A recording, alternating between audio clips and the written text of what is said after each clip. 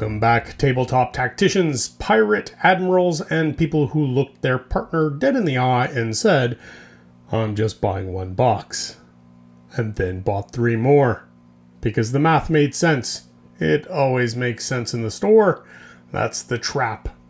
That's the whole trap. This week on Miniature Misinformer, the Maelstrom Battleforces claim more victims, but not in the way Chaos intended. This time, the enemy was a warehouse in Nottingham, and the heroic Chaos Demon known as Fulfillment Error 404. Atomic Mass Games makes a strategic realignment announcement that sent approximately 40,000 people to the same Reddit thread simultaneously. Blood Plunder continues doing everything right in a world that mostly ignores them, like that one classmate who always did the reading.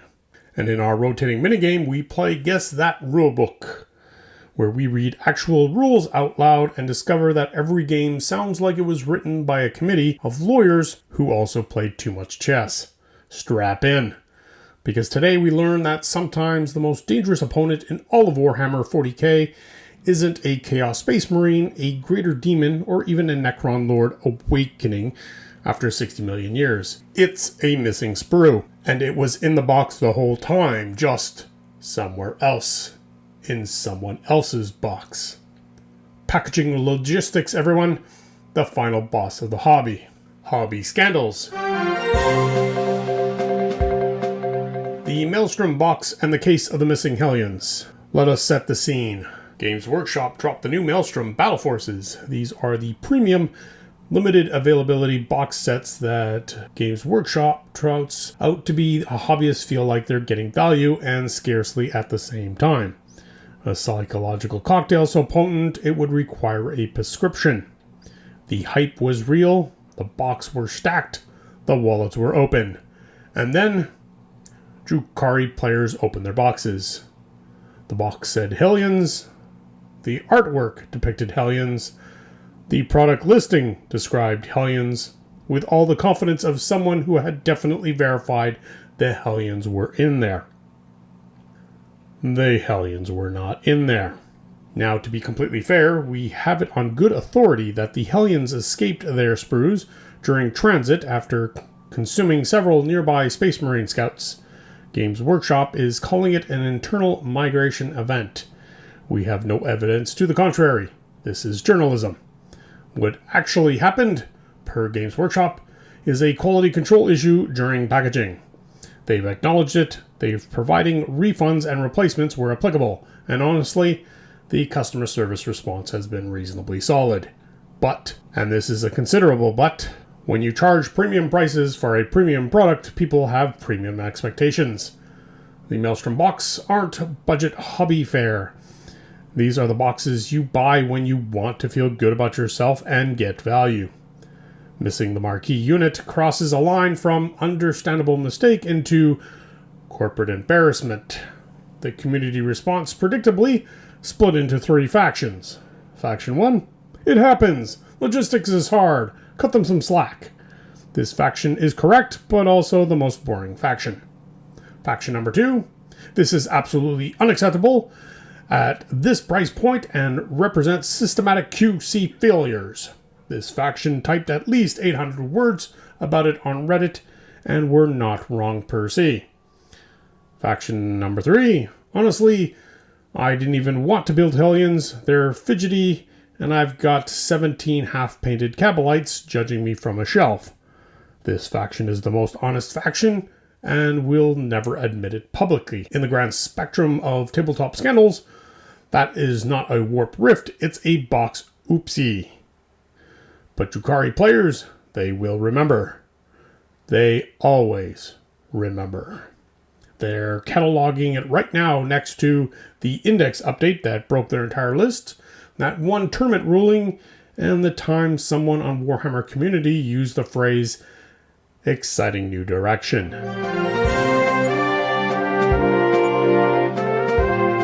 This week's Community Watch.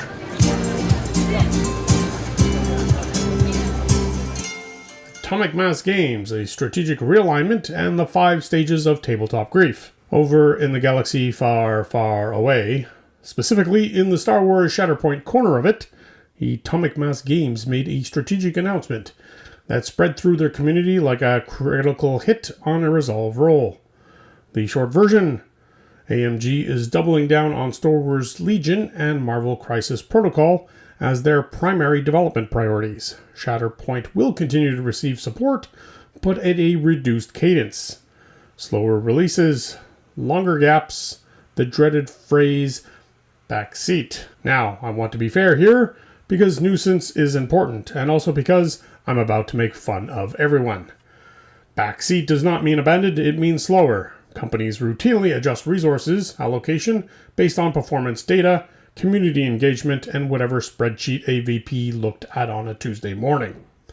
This is normal business behavior. However, the tabletop community has a very specific relationship with the phrase backseat.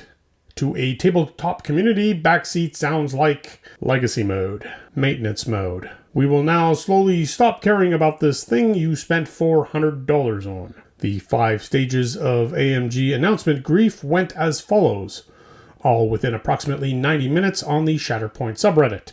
Stage 1, denial. This doesn't mean anything. They said backseat, not cancelled. Big difference. Stage 2, anger. I just bought 2 Clone Wars squads, 2, and they were on sale. Why didn't I wait? Stage 3, bargaining. Maybe if the community buys more product, they'll see the engagement and reverse course. Stage 4, depression. Should I sell my terrain? I'm selling the terrain. Stage 5, acceptance. Fine, I'll just use these minis for Marvel Crisis Protocol somehow. For what it's worth, Legion and MCP are proven pillars. Shatterpoint is a newer game still finding its identity. Slower support cycles aren't a death sentence.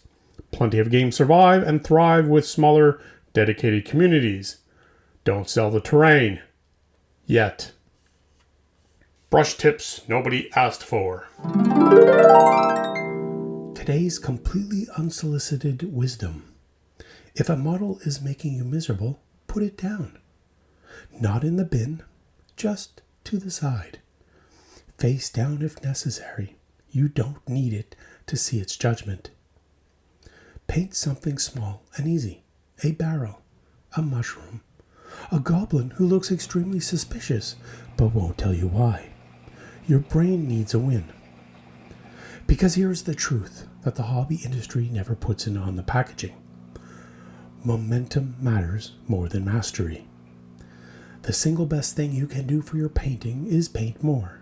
Not better, not slower, not with a wet palette you read about for 45 minutes on YouTube before buying and then never opening. Just paint. Finish things. Put them on your shelf.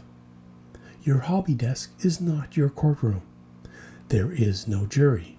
The only critic present is you. And you have notoriously unreasonable standards that you would never apply to anyone else's work. Paint the barrel. Celebrate the barrel. The barrel is done, and that is a victory. Now a word from our sponsors. This week's episode is brought to you by Missing Sprue Insurance Trademark Incorporated. Did your premium box set arrive with suspicious lightness? Did you shake it gently and hear not the promising rattle of sprues, but the hollow sound of broken dreams and air? Was your faction supposed to include jump infantry, but instead came packaged with vibes and one transfer sheet? Introducing Missing Sprue Insurance Trademark Incorporated, the only product designed specifically for the gap between what was promised and what arrived. For just $4.99 a month, our team of certified hobby advocates will validate your frustrations. Yes, it was in the product listing. We saw it too. Draft a strongly worded email to customer service that will use the phrase premium price point in a tone that conveys profound betrayal. Provide emotional support while you wait on hold, including a curtailed playlist of ambient Warhammer lore readings to ease the sufferings.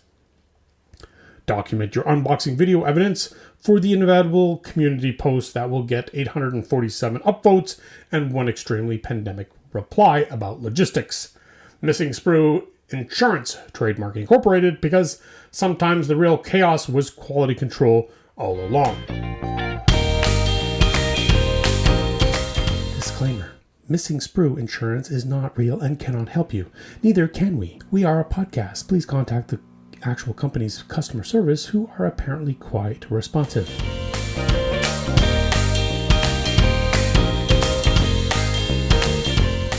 Events and exposés.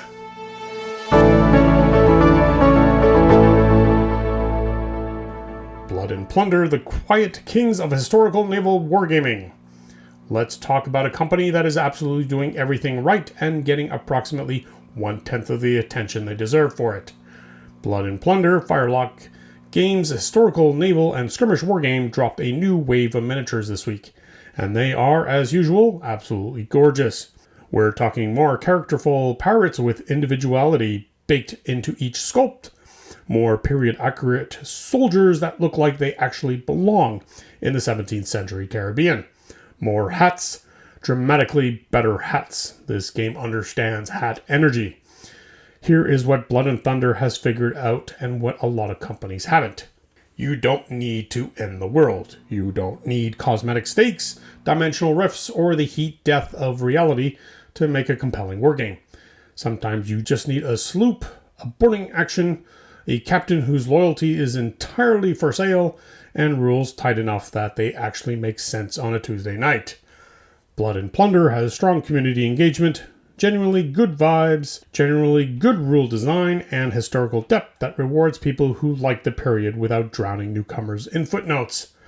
The game exists quietly in its lane, continuously improving, and if you haven't looked at it recently, or ever, consider this your nudge.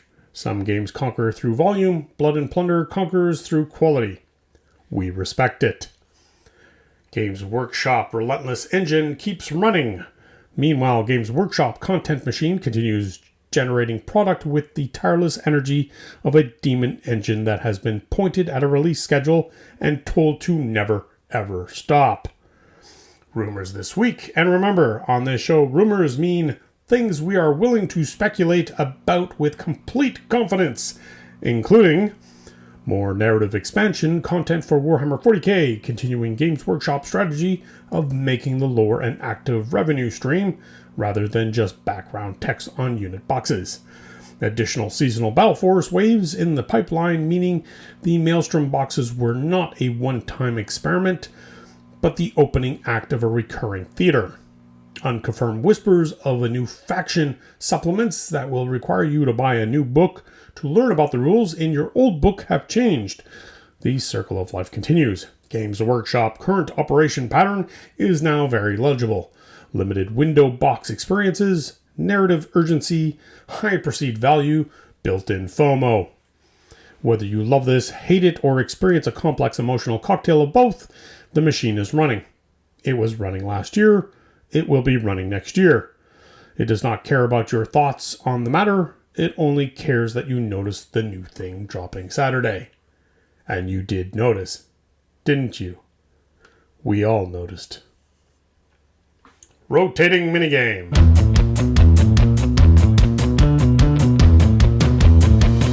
Welcome to Guess That Rulebook, the game where I read an actual rule excerpt from an actual tabletop wargame, and you attempt to identify which system produced it. The correct answer in every case is all of them. Somehow. Let us begin. Rule excerpt number 1. If a unit within 3 inches of an objective marker, but not wholly within the objective's control radius, it is considered contesting but not controlling, unless the controlling player has declared an active stance during the command phase, in which case the contesting unit must pass a priority check before the end of the movement phase, or the objective reverts to neutral status pending a dice roll-up. Your choices: A. Warhammer 40k, B. Age of Sigmar, C. War Machine, D. Battletech. And the correct answer is... Yes. One of these. Or possibly all of them. We honestly can't rule out that this was generated by feeding 4 rulebooks into a blender and pressing objective language. Rule excerpt number 2. A character may spend 1 momentum token to reroll 1 more attack dice from a single attack roll, unless the attack was generated from a secondary profile, in which case that reroll is not permitted unless the secondary profile was triggered by a previous reroll that did not itself result from a secondary profile. Momentum tokens cannot exceed 3. Secondary profiles are defined in Appendix C. Appendix C. Appendix C. Your options: Marvel Crisis Protocol, War Machine, Conflict 47, or Bolt Action. And the correct answer is... It is from whichever one had the audacity to write Appendix C. They all have an Appendix C. They all know what they did. Excerpt rule number 3. If the firing model has a line of sight to the target, and the target is at least 25% obscured by intervening terrain, the firing model suffers a -1 to hit modifier unless the firing model possesses a rule that negates terrain modifiers, unless that rule specifies it only applies to area terrain, in which case the modifier applies for linear terrain but not for scatter terrain, which is defined on page 47, figure 3, the one that looks like a fence. Page 47, figure 3, the one that looks like a fence. Congratulations, you have just read a rule from every miniature wargame ever published. Not one game, all of them, simultaneously, across all timelines. The lesson of Guess That Rulebook is not that one game has bad rules. The lesson is that we have all agreed, collectively as a hobby, to engage with documents that would be used as evidence in a negligence case if submitted to any other industry. And we love them. We love them and we read them at 11 p.m. and we argue about them on Discord. This is who we are. Predictions and closing remarks. Your completely reliable miniature misinformer predictions for the coming weeks. Reliability not guaranteed or present. Drukhari players will develop a ritual of triple checking box contents before opening. Some will shake the box first, some will weigh it. One person will develop a specialist Hellion detection instrument and sell it on Etsy. The Atomic Mass Games community will stabilize once the actual release cadence becomes clear and people remember they still have unpainted squads from 2 waves ago. The terrain will not be sold. Blood and Plunder will continue doing everything right, quietly, with great hats, and 5 people will tell them directly how much they appreciate it. Those 5 people will be saints. Someone somewhere is currently writing a 2,400 word Reddit post about line of sight rules. They believe they are correct. They are not technically wrong. They are also not entirely right. The post will generate 340 comments. Nothing will be resolved. Games Workshop will release something next week that causes at least 3 communities to collectively ask, wait, is this lore consistent? And the answer will be, sort of. The state of the hobby. Boxes will misprint, rules will confuse, studios will pivot, communities will panic and then stabilize, terrain will be threatened and reprieved, barrels will be painted. And somewhere, right now, someone is opening a new box for the first time. They don't know what they're getting into. They think it's just a hobby. They think this is a passing interest. In 18 months' time, they'll have 2 armies, a storage problem, and opinions about basing textures that they would die on a hill for. Welcome, new person. We're glad you're here. Thanks for listening to episode 16 of Miniature Misinformer. If your Hellions were missing, may your refunds be swift, may your dice roll 6s, and may your line of sight disputes resolve cleanly. And may whoever packed that box have learned something. See you in 2 weeks.